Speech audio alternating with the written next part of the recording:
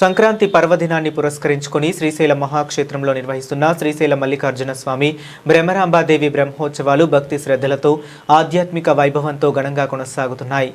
ప్రతి ఏటా దేశవ్యాప్తంగా వేలాది మంది భక్తులను ఆకర్షించే ఈ ఉత్సవాలు ఈ ఏడాది మరింత వైభవంగా సాగుతూ శ్రీశైల క్షేత్రాన్ని భక్తి పరవశంతో కలకలలాడేలా చేస్తున్నాయి.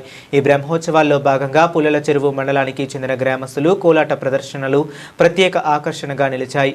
పుల్లల చెరువు గ్రామానికి చెందిన రాధాకృష్ణ కోలాట బృందం సభ్యులు శ్రీశైల దేవస్థానం ఈవో శ్రీనివాసరావు అనుమతితో ఉత్సవాల్లో పాల్గొని తమ సాంప్రదాయ కళా నైపుణ్యాన్ని ప్రదర్శించారు.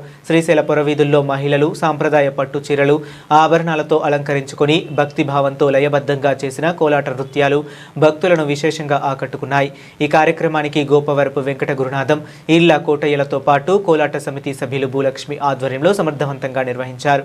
కోలాట బృందానికి అవసరమైన వేషధారణ, రవాణా సహకారాలను ఉప్పల హనుమంతు వారి సతీమణి రాజేశ్వరి దంపతులు అందించారు. వారి సహకారాన్ని గుర్తించిన కోలాట సమితి సభ్యులు వారిని ఘనంగా సన్మానించారు. మొత్తంగా శ్రీశైల బ్రహ్మోత్సవాల్లో పుల్లల చెరువు గ్రామస్తులు కోలాట ప్రదర్శనలు గ్రామీణ సంస్కృతి సాంప్రదాయ కళల గొప్పతనాన్ని చాటుతూ ప్రత్యేక గుర్తింపును సాధించాయి.